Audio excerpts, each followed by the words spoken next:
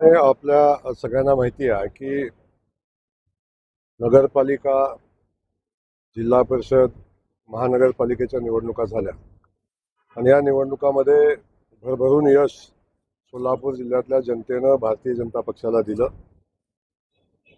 एक हाती सत्ता महानगरपालिकेमध्ये भारतीय जनता पक्षाची दिली, ना भूतो न भविष्यती अशा पद्धतीचं यश जिल्हा परिषदेच्या निवडणुकीमध्ये सुद्धा भारतीय जनता पक्षाला मिळालं आणि 30 वर्षाच्या इतिहासामध्ये पहिल्यांदा भारतीय जनता पक्षानं स्वतःच्या ताकदीवर एवढी मोठी सदस्य संख्या निवडून आणली. नगरपालिकेच्या निवडणुका असतील त्यामध्ये खूप चांगलं यश मिळालं. खास करून सोलापूर जिल्ह्यात 11 पंचायत समिती आहेत, त्यामधल्या 10 पंचायत समितीवर भारतीय जनता पक्षाचा सभापती आज विराजमान झालेले आपण सगळेजण पाहतो.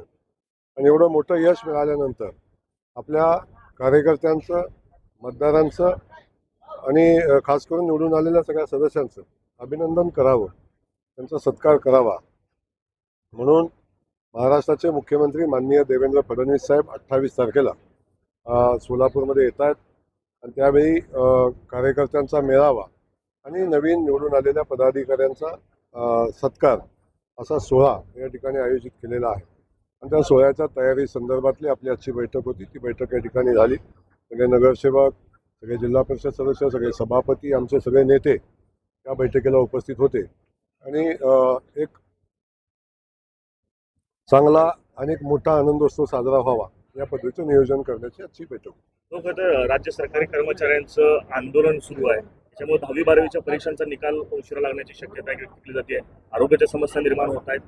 सरकार काही प्रयत्न करते या सरकार तोडगा काढण्याचा? नाही, आता सरकार सातत्यानं सगळ्याच लोकांच्या प्रश्नावर तोडगा काढायचा प्रयत्न करत असतं. आरोग्य कर्मचाऱ्यांचाही या प्रश्नावर तोडगा काढण्याचा प्रयत्न सरकार करते आणि लवकरच तोडगा निघेल आणि असे काही नवीन प्रश्न उद्भवणार नाहीत याची काळजी सरकारच्या वतीनं घेतली जाईल. परंतु सगळ्यांनीच आपण या सगळ्या आंदोलन करत असताना व्यवस्थेवर ताण होणार नाही किंवा विद्यार्थ्यांचं नुकसान होणार नाही याची सगळ्यांनी काळजी घेणं आवश्यक आहे. सोलापूर जिल्ह्यातील मनोहर बाबाला अटक करण्यात सोलापूर जिल्ह्यामध्ये मनोहर बाबांना अटक आता झालेली आहे.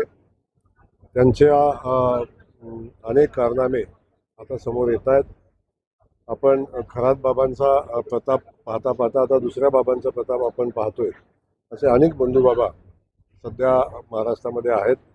अशा सगळ्या बंधुबाबांना शोधून कारवाई करण्याची भूमिका माननीय मुख्यमंत्री देवेंद्र फडणवीस साहेबांची आहे. त्यांनी पोलिसांना सक्त सूचना दिलेल्या आहेत की अशा बंधुबाबांचा बंदोबस्त झाला पाहिजे आणि यामध्ये त्या बंधुबाबांना साथ देणारे, मदत करणारे अशा सगळ्यांना शोधून त्यांच्यावर कारवाई करा. तर उंदरगावमध्ये ज्यावेळेस त्यानं कारभार चालू केला होता त्यावेळेस प्रशासनाने त्याचा मठ बंद पाडलेला होता. आता घोटीमध्ये तो पुन्हा मठ सुरू झालेला आहे. तिथल्या ग्रामस्थांनी मागणी केली आपल्याकडे ते मठ आता बंद करण्यात यावं. इलिगल सगळी कामं तिथं सुरू असतात त्यांचं म्हणणं आहे. नाही, नक्की त्याची माहिती आपण घेऊ आणि माहिती घेऊन कुठलंही बेकायदेशीर काम करू दिलं जाणार नाही.